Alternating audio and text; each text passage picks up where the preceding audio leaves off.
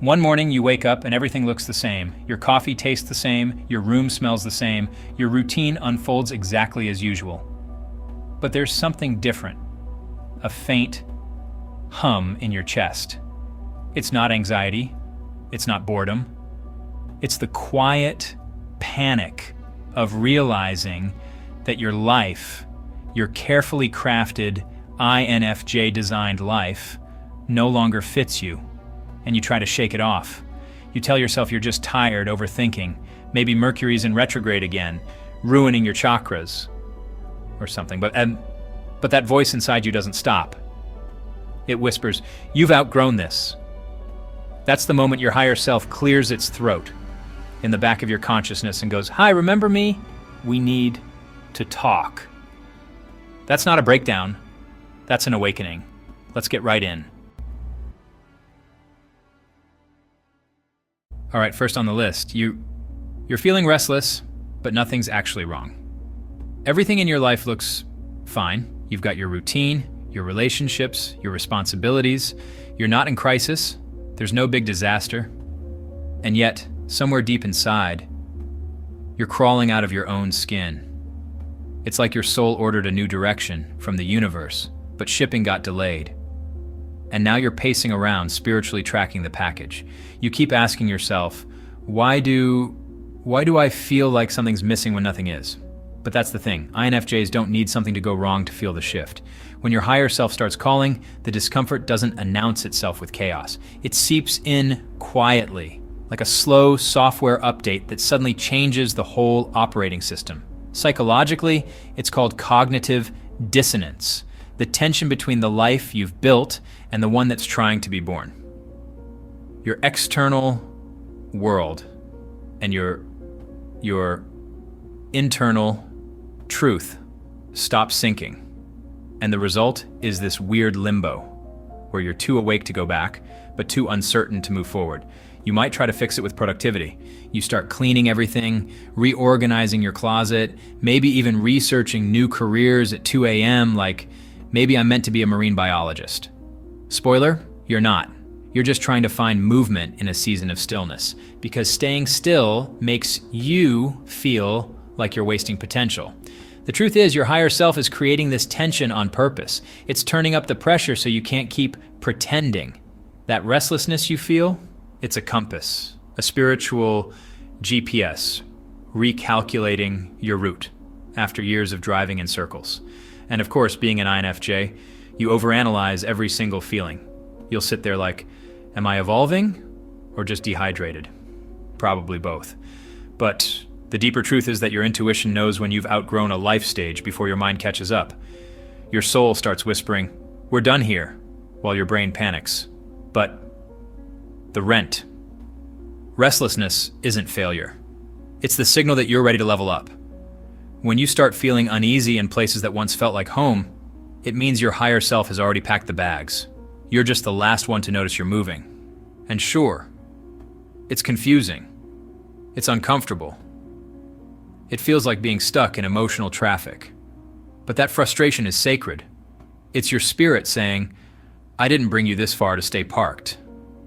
So yeah, everything might look fine from the outside, but inside, you're shifting timelines.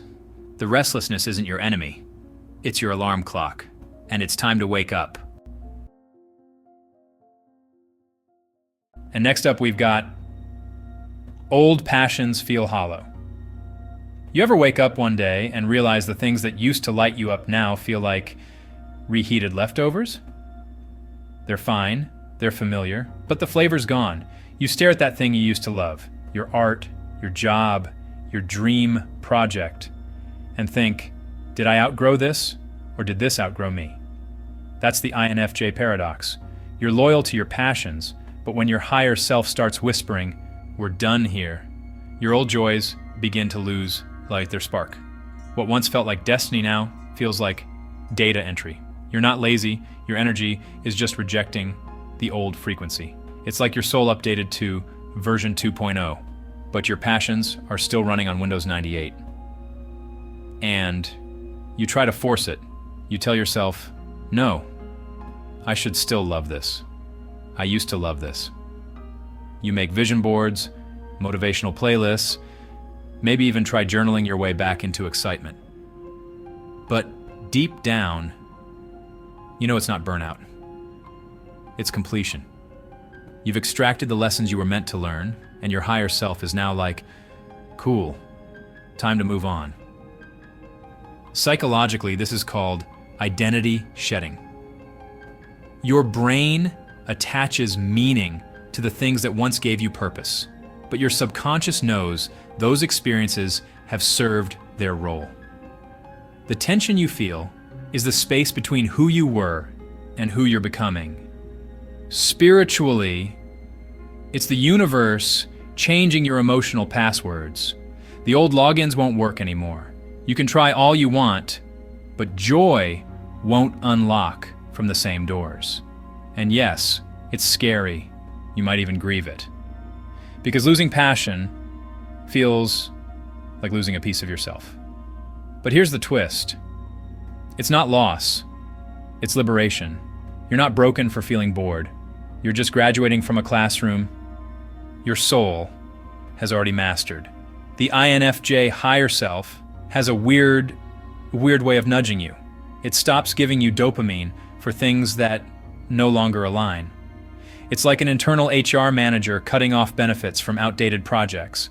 And you'll try to negotiate, but the universe doesn't do extensions. So, if you feel like you're just going through the motions, don't panic. You're not lazy, unmotivated, or falling off. You're just being redirected. Your passion isn't dying, it's transforming. You're not losing purpose. You're clearing emotional hard drive space for the next one. Think of it like this. Your soul isn't done feeling alive. It's just bored of pretending. And when that happens, your higher self doesn't ask for permission to change course. It simply starts packing your creative energy and says, we're moving. So let the boredom come, let it wash over you.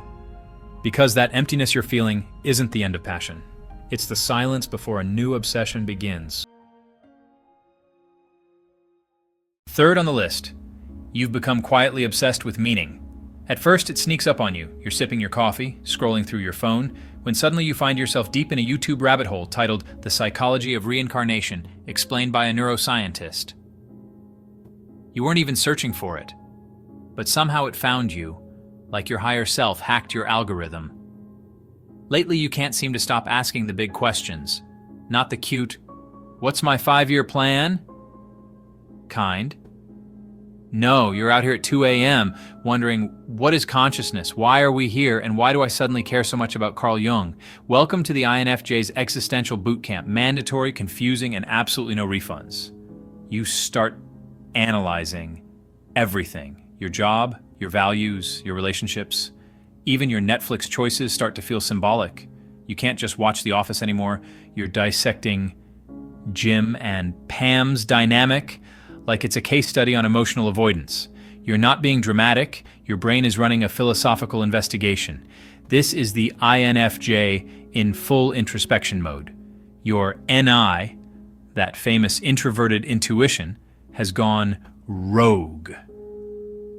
It's connecting dots between memories, emotions, and random quotes from TikTok therapists. You're basically turning into a one-person think tank with anxiety. Psychologically, this phase happens when your inner world starts demanding coherence. You can't stand surface-level living anymore. Your mind wants depth, your spirit wants truth, and your body just wants a nap. But you can't rest because everything suddenly means something. You catch yourself mid-thought thinking about destiny while folding laundry.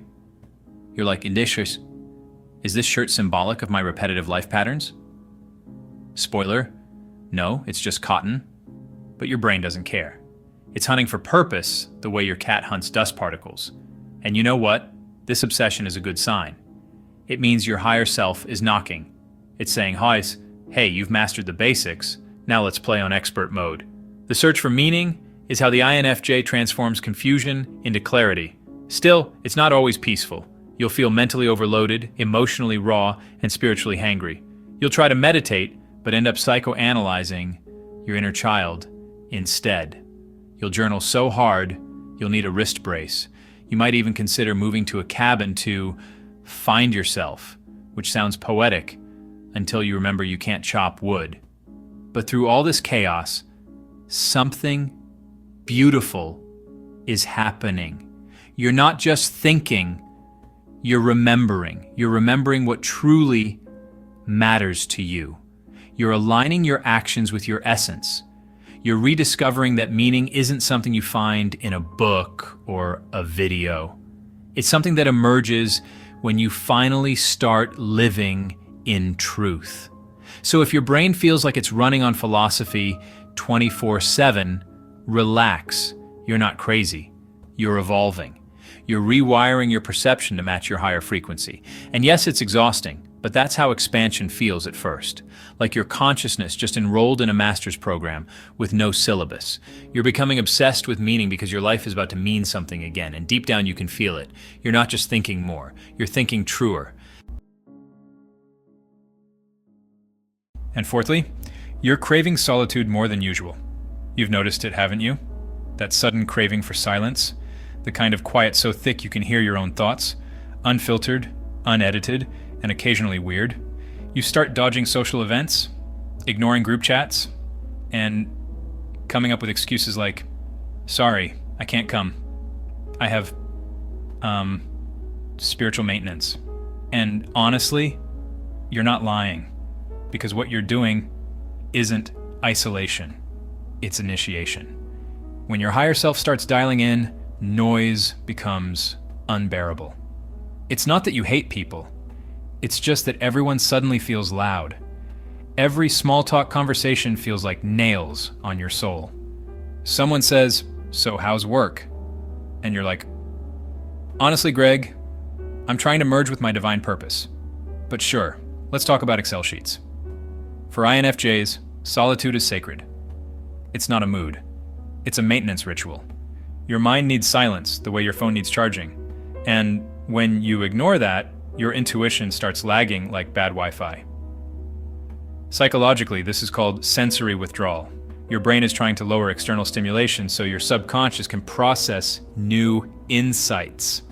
Spiritually, it's integration, the phase where your higher self uploads new instructions into your emotional hard drive. Basically, you're downloading a cosmic update, and group dinners just keep interrupting the process. You might notice your social battery dropping faster than ever. What used to be a 3-hour hangout now feels like a 15-minute endurance test. You leave gatherings thinking, I love everyone here, but I also need to lie face down in a dark room for 2 business days.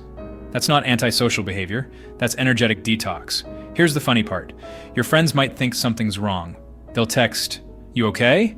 You've been so quiet lately." And you'll stare at your phone, thinking, "Yeah, I'm fine. I'm just currently conversing with the metaphysical realms." But you can't text that without sounding like you joined a cult.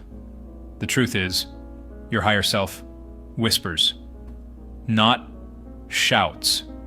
And you can't hear it when your life is full of other people's opinions, dramas, and Spotify playlists. So, it pulls you inward. It asks you to sit in silence long enough to meet the version of you that's been waiting to surface. In that solitude, you start noticing things you've ignored, old wounds, new dreams, forgotten instincts. It's like your mind cleans out its emotional attic. So sometimes that's peaceful, sometimes it's messy, but either way it's necessary. And sure, you might feel guilty for disappearing. INFJs are pros at guilt. It's practically our cardio. But here's the thing. Solitude isn't selfish. It's spiritual self-care. You're recharging your empathy so you can show up in the world without losing yourself again. So if you're craving alone time lately, don't fight it. That's your higher self asking for a one-on-one meeting. Go take that walk. Journal. Sit in silence. Stare out the window like a poetic Victorian ghost if you must, because in that quiet, you'll start hearing the one voice that matters most, your own. And when you finally emerge from that cocoon, blinking back into the noise of the world, you'll realize something profound. Solitude didn't make you lonely, it made you whole. Fifthly, synchronicities are multiplying. It starts small. You glance at the clock, 11:11, cute, you shrug it off. Then the next day, it's 2:22. The next, 3:33. Pretty soon, the universe is basically spamming you with angel numbers like an overexcited cosmic pen pal. And you're thinking to yourself, okay, universe, I get it. You can count. But deep down, you know it's not random. INFJs are pattern seekers by nature, and when your higher self starts guiding you toward a new purpose, reality starts playing along. Synchronicities are like divine breadcrumbs, signposts that say, yes, you're on the right path, keep walking. Psychologically, these moments are your subconscious noticing alignment. You're tuning in to patterns that match your internal shift. Spiritually, it's the universe mirroring your growth back to you. It's not magic, it's resonance. When your frequency changes, life starts responding in kind. But let's be honest, it feels a little magical.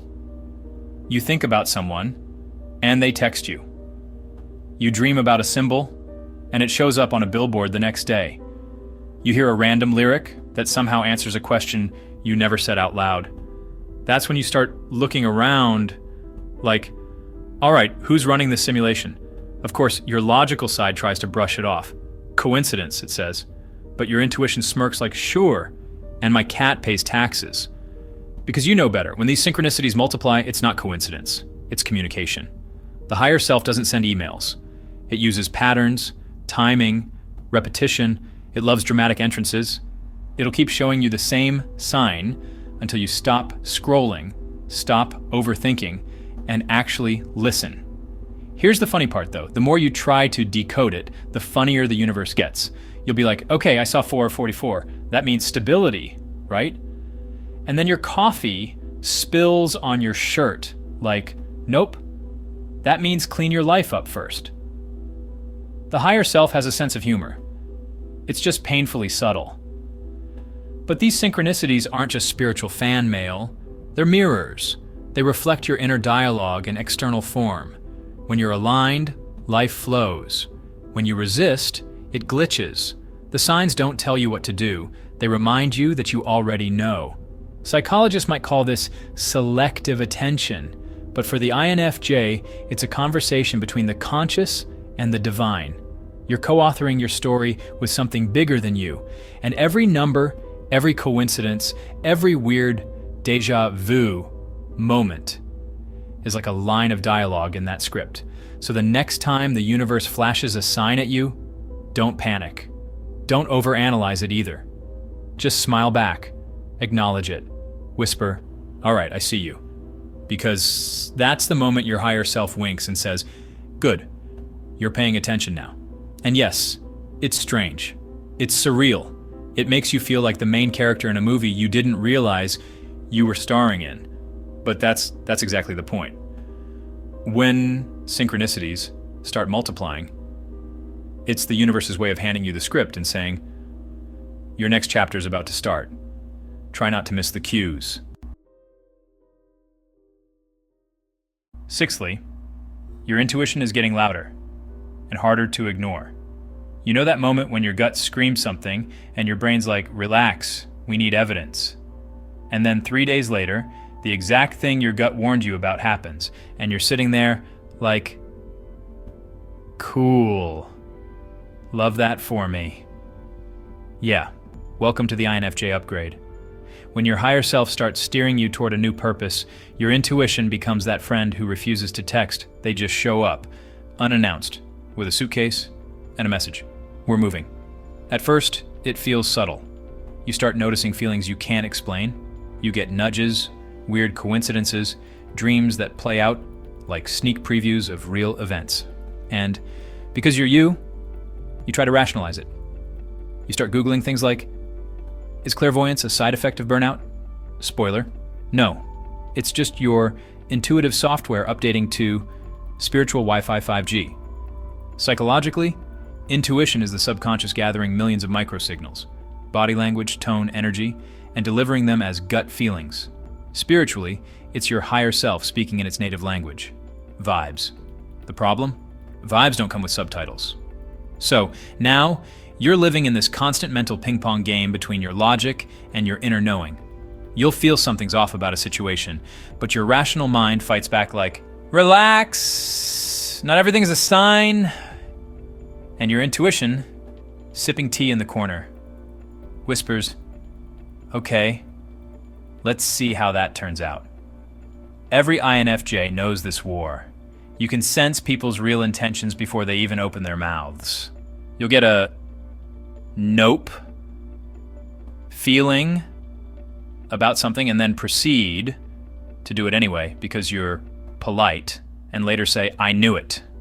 Congratulations. You've just betrayed yourself in the name of social harmony. Again, humor aside, this is the inflection point. When your higher self calls, your intuition gets relentless.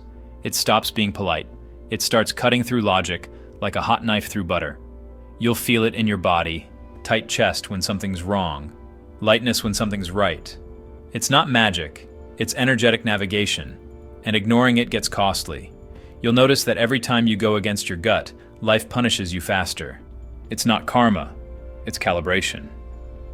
The universe doesn't let you get away with self-betrayal once you've upgraded awareness. The lessons come quicker, sharper, and with better production value. But here's the twist.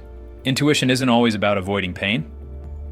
Sometimes it leads you straight into discomfort, because that's where your next evolution lives. It's not trying to make you comfortable, it's trying to make you congruent. Your higher self doesn't care if you're happy in the moment, it cares if you're aligned.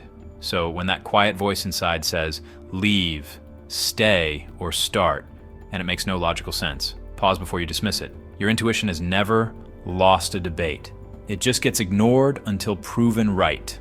And yes, trusting it feels scary. It feels like walking blindfolded while everyone else follows GPS. But that's because your guidance system isn't satellite. It's soul. And the more you follow it, the stronger it gets. So if lately you've been sensing things before they happen, feeling truth before it's spoken, or waking up with clarity that feels downloaded, don't doubt it. You're not too sensitive. You're finally tuned in. And when your intuition gets that loud, you can't go back to pretending you don't hear it. Because once your higher self starts broadcasting on full volume, ignoring it isn't peace anymore. It's static. Last but not least, the surrender moment. And then something inside you just quiets down. Not because everything's fixed or figured out, but because you finally stop trying to outsmart the universe. You stop begging for signs. Stop refreshing your destiny like a tracking number. Stop fighting the flow. You exhale and think, fine, whatever happens, happens.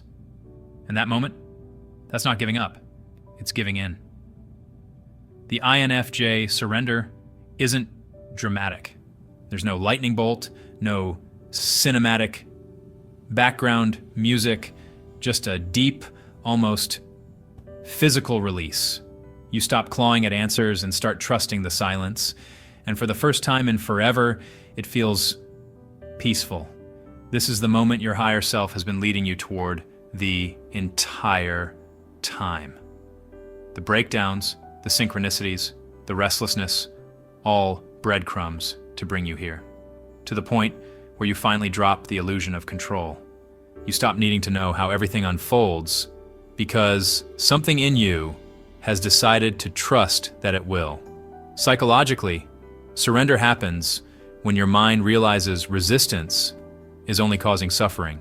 Spiritually, it's alignment. The moment your ego finally admits, okay, fine. Maybe the soul does know what it's doing.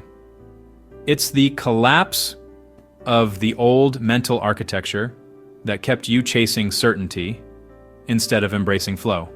And let's be honest, you didn't get here gracefully. No INFJ does. You've analyzed every possible outcome, cross-examined your intuition like it was on trial, and probably journaled enough to qualify as your own biographer. But surrender sneaks in quietly, like a final scene you didn't realize was already written. It's funny though, after all that searching, all that effort to find your purpose, It reveals itself only when you stop forcing it. You realize purpose isn't something you chase. It's something that rises naturally once you stop pretending to be who you're not. You begin to notice the beauty in not knowing, the relief in uncertainty, the soft, strange joy of trusting that if your higher self went through all this trouble to wake you up, it's not about to ghost you now. You stop demanding blueprints and start following breadcrumbs. And somehow, the path appears beneath your feet as you walk. You laugh more, you cry less. But when you do, it's cleansing, not desperate. You forgive yourself for every version you've been. The overthinker, the fixer, the people pleaser, the seeker. You realize they were all just phases of your evolution. None of them were mistakes. They were stepping stones. And then comes the quiet clarity, not the aha kind, but the calm, knowing that you're exactly where you need to be. You start noticing little moments of alignment, a chance meeting, a random idea that clicks, a new sense of lightness in your chest. You don't chase them anymore. You just flow with them. That's surrender. It's not passive. It's the most powerful form of action. Trust. Trust that your intuition wasn't lying. Trust that the losses made space. Trust that the pain was preparation. And somewhere in that peace, you finally hear your higher self whisper, "See, you were never lost. You were just becoming." So if you're here now, tired but calm, uncertain but hopeful, congratulations. You've made it to the part of the journey where the map disappears and faith takes over. You're not waiting for your new purpose anymore. You're already walking in it. And maybe, just maybe, you'll smile to yourself, look up at the sky and say, "Oh, that's why." Because the truth is, you were never meant to figure it all out. You were meant to remember who you are. So, there you have it. That's it for this video, and I see you in the next one.